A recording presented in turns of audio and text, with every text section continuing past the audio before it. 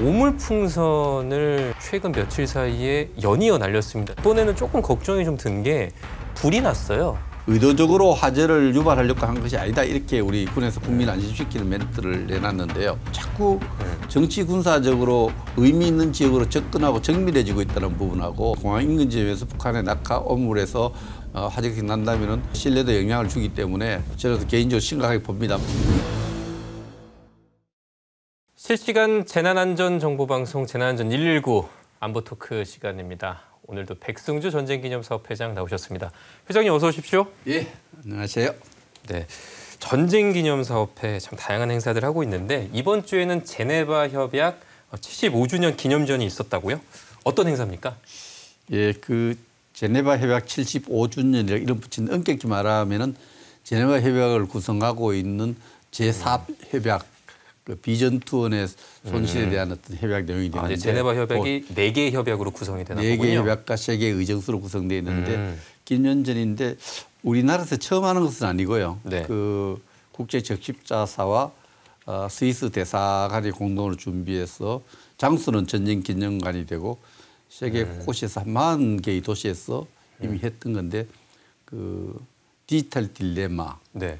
AI와 디지털 이 선진화 시대 때 우리가 인도주의 어떤 정신을 어떻게 구현할 것인가, 네. 여기에 대한 어떤 특별 전시를 하고 있는데 우리 대한민국 국민의 입장에서 보면은 스위스가 중립국 감시위원회 활동을 했거든요. 한국 네. 전쟁 중에 그때 와서 많이 그 갖고 있던 사진 자료와 이런 네. 영상 자료들을 같이 이렇게 전시에 포함을 시킴으로써 생생하게 유해했던 일부분을 또 볼 수 있는 한국 전쟁의 그 진실을 볼 수 있는 그런 부분도 좀 있습니다. 그래서 아무튼 여러 가지 의미 있는 전시회입니다. 네. 전시회인데 그날 전시회가 우리 국내보다도 외국 대사들이 15분 이상 참가를 했어요. 전시회 네. 개막전에서 네. 상당히 많은 외국 외교관들이 참석을 해서 국제적으로 관심을 끄는 행사가 되었었는데 네.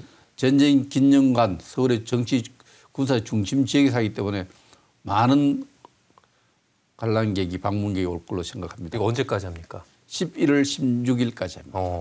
9월 10일.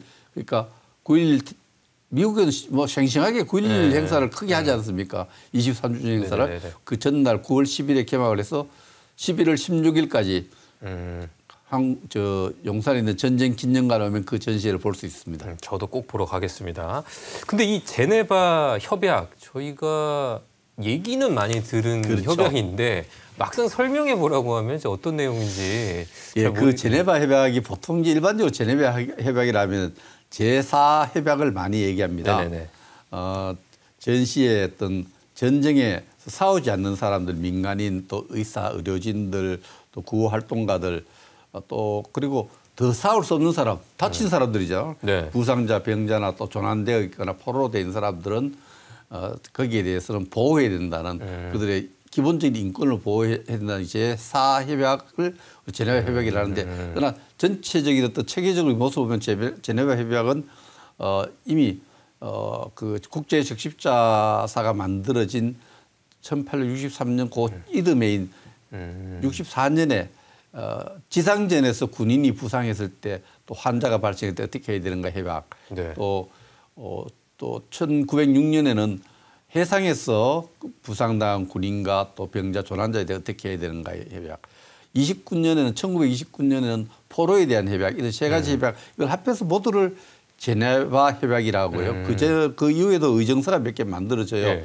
또 무력 충돌 경우에 또 비국제적 무력 충돌, 내전이죠. 국내에서 무력 충돌 또 뭐 이런 데 대한 의정서들이 있는데 여기에 대한 것은 전체적으로 우리가 제네바 협약이라 이렇게 이름을 붙이는데 지금 유엔 회원국보다 더 많은 나라들이 가입되어 있어요. 당연히 그렇군요. 대한민국도 가입되어 있고 북한도 북측도 가입되어 있고 유엔 회원국이 193개 회원국이 가입되어 있는데 네. 제네바 협약에는 물론 그 조항 중에 몇 개를 유보하면서 가입할 수 있어. 우리도 유보한 게 있는데 194개국이 현재 가입 당사자에서 명실공히 국제적으로 비중으로 가장 많은 받은 협약 중에 하나가 되겠습니다. 1864년부터 제정이 됐으면 이제 거의 150년이 넘는 역사를 가진 협약이라고 볼 수 있는데 그렇습니다. 예. 근데 이번 행사 그 국제 적십자위원회와 주한 스위스 대사관이 공동 주최했다고 들었습니다. 근데 이 제네바 협약과 국제 적십자위원회는 어떤 관계가 있나요? 국제 적십자위원회는 우리가 대표적인 IO죠. IO라는 거는 국제의 어떤 민간 단체, NGO는 이제 비영리 민간 단체를 이야기한다면 NGO 중에서 국제적 성격을 갖는 것을 우리가 IO라고 합니다. 적십자사는 역사가 가장 오래되고 1864년부터 이렇게 쭉 전 국제 사회에 있는 스위스에 본부를 두고 있는 국제적인 어떤 민간 단체가 되겠죠. 참 우리가 슬픈 운명이 있는데 우리가 이게 고종 황제도 이게 대한제국도 가입했어요. 그렇죠. 가입했다가 1900년대 그 우리가 조선 통감 시대에 그 일본 적십자사 통합되는 비운을 갖게 됐는데 우리나라 역사와 관련해서는 그러나 이 적십자사 본부가 스위스에 있고 또 적십자위원회가 거기서 시작되어 민간단체이기도 하고 또 제네바 협약은 제네바에서 중심이 돼서 이렇게 하니까 지금 이번 행사도 스위스 대사가 사실 대사관에서 모든 행사를 준비를 하고 적십자사가 도와주고 하니까 아주 뗄 수 없는 관계가 국제적십자위원회하고 스위스 정부예요. 진짜 그렇겠네요. 근데 이렇게 의미 있는 기념전을 전쟁기념관에서 한다는 또 의미가 저한테 우리한테 좀 하려고 요청이 왔을 때 우리는 이제 그 전쟁기념관은 일부의 유휴 시설을 공적인 목적으로 임대를 할 수 있어요. 근데 요청을 또 성격에 따라서 무상으로 임대할 수 있고 유상으로 임대할 수 있는데 요청이 왔을 때 제가 판단했을 때는 저와 저희 어떤 스태프들이 판단했을 때는 전쟁기념사업회 창립 정신과 맥을 같이 한다 이렇게 생각을 했어요. 우리 창립 정신이 전쟁 교훈을 바탕으로 전쟁을 예방하고 평화통일의 여건을 만드는 데 있으니까 이런 그 여러 가지 전쟁에서 발생하는 비극과 그렇죠. 인도주의의 어떤 여러 가지 문제 이런 문제들이 결국은 전쟁을 예방하고 전쟁 교훈을 찾는 데 도움이 되거든요. 그래서 또 제가 공간을 전쟁기념관 일부를 전시 시설로 빌려주기로 결심을 했고 잘했다고 생각을 하고 이건 전쟁기념관 설립 취지와 가장 잘 부합된다 이렇게 생각을 합니다. 네, 이 기념전이 이제 11월 16일까지 진행된다고 하니까 저희 시청자들도 유념하시면 좋겠네요. 정말 전시 컨텐츠도 좋고요. 전시 기법도 좋고 네. 세계 40개국에서 굉장히 많은 성황을 이뤘던 전시인데 많은 국민들이 참가했으면 좋겠습니다. 네. 다음 얘기로 넘어가 보도록 하죠. 어제 중남미 파나마에서 외교부 차관이 그 전쟁기념관 방문했다는 얘기를 들었습니다. 어떤 일로 오셨나요? 칼로스 케바라만 그 파나마 외교부 차관은 그 RMD라고 해서 리에임이라는 행사에 국제 행사에 왔죠. 리에임이라는 행사는 결국 그 우리가 인공지능의 어떤 군사적 활용에 대해서 책임 있는 고위 당국자 회의가 서울에서 개최. 1회 대회는 네덜란드와 서울이 공동으로 이제 지난해 네덜란드 개최했는데 이번에는 4개 나라 공동으로 개최해서 90개국 이상이 참가를 했는데 34개 나라에서 장 차관이 참가를 했습니다. 네. 그 파나마 차관은 이 회의에 리에임 행사에 참석차 방문했는데 뜻밖의 갑자기 이제 전쟁 기념관을 찾아왔습니다. 네. 찾아와서 파나마 차관이 그 한국 전쟁 기간 동안에 파나마도 이렇게 한국을 도왔던 부분을 이야기하시는데 그때 보니까 제가 자료를 찾아보니까 그 당시는 굉장히 큰 돈이에요.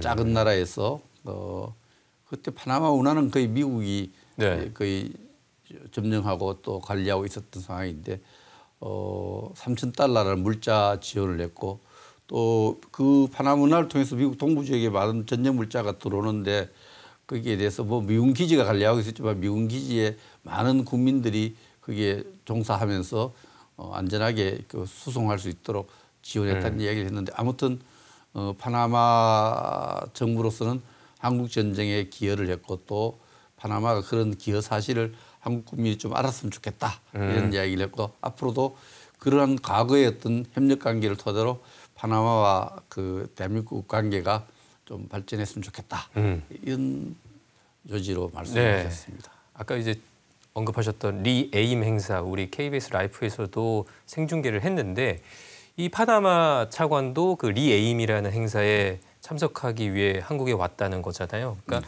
리에임 뭐 시청자들은 조금 이제 그렇죠. 저도 하겠습니다만 이번에 지금 네. 동시에 서울에서 진행된 행사가 국제 행사가 네네. 장관급 참석해서 3가지나 돼요. 서울 안보대야. 네네. 제가 차관 때 만들었던 대화인데 서울 안보대야가 이제 차관급 행사 굉장히 성황리에 진행되고 있고 유엔 참전국 장관급 회담이 국방부 주관으로 또 진행되고 있고 이건 외교부에서 이제 리에임 행사가 또 진행되고 있는데 파나마 차관은 외교부 차관은 외교부가 주관하는 리에임 행사에 왔다고 분명히 이야기를 했습니다. 그런데 아까도 잠깐 이제 언급해 주셨습니다만 이 파나마가 6.25 때도 상당한 또 이제 물론 참전하지는 않았지만 재정적인 지원을 했다라는 거고요. 네. 그러면 이제 다음 얘기로 이제 넘어가 보려고 하는데 이제 어제는 이제 캐나다 장관이 또 전쟁기념관을 방문했다고 들었습니다. 어떤 얘기 나누셨어요? 캐나다 장관 빌 블레어 장관이 차관보와 함께 전쟁기념관을 찾았습니다. 찾아서 물론 캐나다가 한국전에 참전했던 전사자 명비 앞에 헌화를 하고 저하고 대화를 나눌 기회가 있었는데 그 앞에 이제 캐나다 장관은 양자회담 기회를 통해서 우리 국방부 장관 김용현 장관과 대화를 나눠서 여러 가지 방산협력과 중요한 현안을 다루었고요.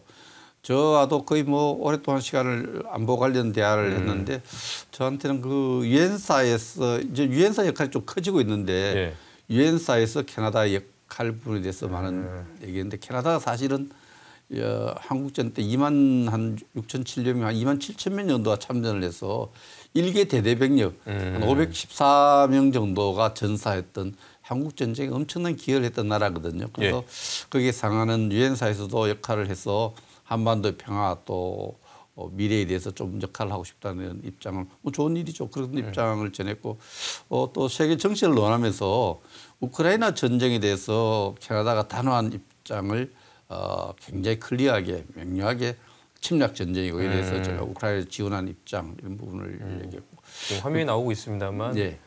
전쟁기념관도 한번 이렇게 쑥 들러보셨나 봐요. 우리 저 전쟁기념관에 이제 비전존에서 네. 우리 전쟁기념관 만들어진 역사 또 의미 또 주요 기능들을 뭐 설명하는데 아주 진지하게 설명을 듣고 또 참관을 했습니다. 이참에 뭐 우리 또 국방 무기에도 좀 둘러볼 수 있는 기회가 됐겠어요? 우리 저 3층에 군산 무기실인데 외국에 많은 VIP들 오면은 우리 현재 무기 수출하고 있는 K 방산 무기라든지 또 역사 속에 있는 무기들을 굉장히 흥미롭게 보면 사실 그 부분을 굉장히 그 외국 지도자들 좋아합니다. 그러니까요. 그리고 캐나다가 지금 사실 인구로는 그렇게 크지 않지만 세계 영향력을 굉장히 확대하고 있는데 헬리팩스 포럼이라는 게 있어요. 네. 동부 지역 도시에 인구 40만 정도 되는 5, 60만 되는 도시에 그 포럼에 나토 국방장관이 다 참석을 합니다. 매년 가을에 그 행사의 의미 또 한국에 지속적으로 좀 관심 이런 부분에 대한 얘기도 나누고 어제 생각보다 와서 거의 40-50분 동안 안보에 대한 얘기를 이렇게 내밀한 얘기를 주고받아서 저도 개인적으로 굉장히 의미 있는 그런 시간을 보냈고 전쟁기념관이 공공외교의 어떤 창구로서 하나의 장소로서도 외국에 상당히 많은 지금 관심을 끌고 있고 그런 걸 느낄 수 있었습니다. 네. 제가 준비를 이제 많이 해야 됩니다. 예. 앞으로도 저희가 이제 전쟁기념관의 공공외교 소식은 계속 전해드리도록 하고요. 이번에는 북한 이야기 해보겠습니다. 일단 오늘 아침에 이제 벌어진 일인데 그 70여일 만에 이제 미사일 도발을 또 했어요. 이거 어떻게 보십니까? 그 미사일이라는 것 자체는 이제 유엔 제재를 이제 무시한다는 것을 보여준 거고요. 미사일 실험을 했다는 것은 그리고 실험의 목적이 뭐냐를 봐야 되는데 제가 볼 때는 앞에 북한에 발표한 내용과 우리 합참 내용을 종합해 보면은 미사일 발사할 때는 이제 주로 이제 얼마나 나가느냐 실험이 있고 그렇죠. 사정거리. 얼마나 정확하게 떨어지냐 네. 실험이 있고 그다음에 중요한 것이 탑재 중량이라는 게 있어요. 아. 얼마나 많은 무게의 폭탄을 실을 수 있냐의 문제인데 북한으로서는 지금 그 핵무기를 소형화하는 이야기가 뭐 4톤 나가로 1톤으로 줄이고 더 이하로 줄이는 노력을 하고 있지만 그 부분과 관련시켜 본다면은 핵무기를 실을 수 있는 탑재 중량 네. 1톤을 만드는데 네. 1톤을 탑재할 수 있는 미사일 실험 이런 부분에 대한 관심이 굉장히 높을 것 같아요. 그래서 사거리는 370km거든요. 네. 제가 볼 때는 이번에는 탑재 중량 실험이다. 핵무기의 전술적 운용을 제대로 할 수 있는 걸 실험하는 어떤 그런 실험일 가능성이 높고 또 지금 북한이 일부 보도에 따르면은 러시아에 수출한 무기가 성능이 그렇게 그렇게 좋지 않다는 뉴스도 있고 분석도 있고 또 최근에 그 북한 무기 창고가 드론 공격에 의해서 많이 파괴됐다는 이야기 있어서 네. 또 소련에 좀 러시아에 관심을 끌어서 더 수출하기 위한 어떤 그러한 미사일 실험일 수도 있다 이렇게 보는데 어쨌든 어물풍선 문제와 결합시켜서 여러 가지를 보고 또 정권 창립 기념일에는 또뭐 핵무기를 또 양적으로 증대시키게 이런 주장들을 보면은 북한이 내부적으로는 좀 충성심을 유발하고 네. 대외적으로는 핵무기 카드를 계속해서 대남 정책이나 대외 정책에 활용하는 그런 모습을 보였다 이렇게 볼 수 있습니다. 오늘 아침 도발은 이제 탑재 중량을 한번 시험해 보려는 도발이었을 가능성이 높고, 근데 그 이전에는 오물풍선을 최근 며칠 사이에 연이어 날렸습니다. 지난 4일 밤부터 날렸는데 이번에는 조금 걱정이 좀 든 게 불이 났어요. 그래서 이렇게 떨어진 곳에 불이 났고 또 약간 그게 뭐였죠? 이게 그 발사체가 아니라 그런 불을 이제 내게 할 수 있는 그런 장치 이런 것들이 기폭 장치. 맞아. 기폭 장치가 보이다 보니까 좀 걱정이 장치는 있었는데 기본적으로는 이제 대형 기구에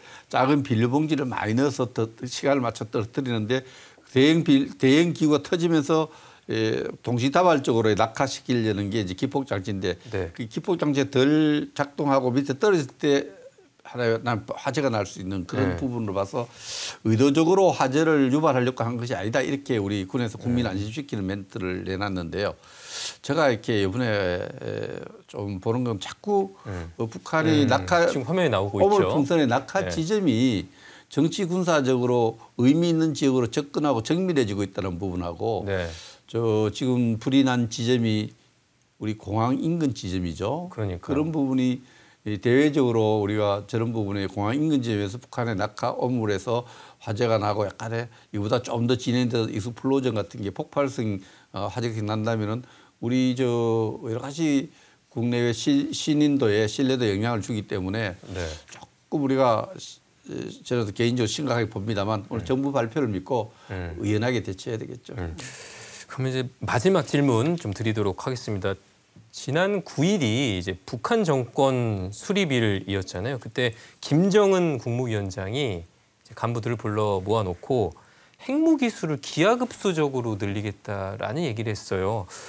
굉장히 좀 걱정이 되는 발언인데 이거 어떻게 보십니까?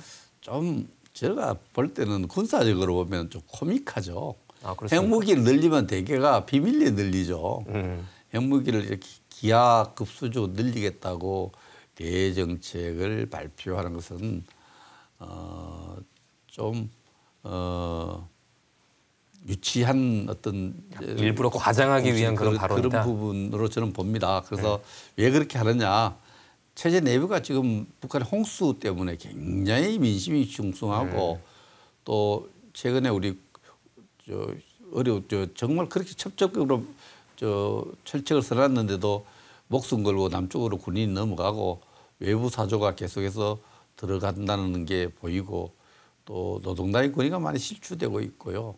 장마당의 어떤 의존 체제로 진행되고 있는데 그런데도 불구하고 북한은 통일을 절대 배격하고 있는데 우리 정부는 통일에 대한 새로운 구상을 발표하고 통일의 의지를 천명하고 이런 상황에서 이 북한 체제 내부의 어려움이 굉장히 가중되고 있다. 그래서 내부 결속용으로 우리는 핵무기를 많이 갖고 있기 때문에 절대 망하지 않는다. 김정은 절대 불멸, 망하지 않는다. 이런 하나의 정치적인 신앙을 만들기 위한 것으로 보이고 북한 주민의 충성심을 잡아두려는 것이죠. 이 핵무기는 이미 이 한반도 같은 좁은 정에서 양적 확대는 큰 의미가 없습니다. 양적 확대는 사용하느냐 안 하느냐 문제지 이미 갖고 있는 핵무기로도 근데 지금 양측에서 핵 강대국이 되겠다. 물론 뭐 국제 정치로 보면 이렇게 많이 만들어 놓으면은 우리는 핵무기 강대국이니까 미국 대선 끝나고 미국하고 핵 군축 협상하겠다. 핵 없는 국가들은 다 빠져라. 그러면 빠지라 하면 대한민국 빼놓고 미국하고 핵 군축 협상하는데 유리한 입지를 만들려는 그런 전략적 의도도 숨어 있겠죠. 그러나 한마디로 말해서 핵을 가진 국가 어느 국가가 밖으로 핵을 수백 발 생산하겠다고 그런 나라가 있어요. 네. 유치합니다. 네. 알겠습니다. 그런 좀 발언에 대해서 우리가 과도하게 좀 반응할 필요가 없다라는. 유연하게 대응하면 됩니다. 이걸 뭐 알겠습니다. 어제 오늘 일다 이거 북한이 뻑하면 예? 그렇게 주민들 충성심 묻고 우리 국민에게는 공포심 주고 또 이런 일부에서 또 이렇게 해요. 우리가 대북 정책 잘못 펴니까 북한이 저렇게 한다. 우리 네. 대북 정책 관계 없습니다. 북한이 생내적으로 그렇게 알겠습니다. 해왔던 일입니다. 네, 오늘 말씀은 여기까지 듣도록 하겠습니다. 지금까지 백승주 전쟁기념 사업회장이었습니다. 고맙습니다.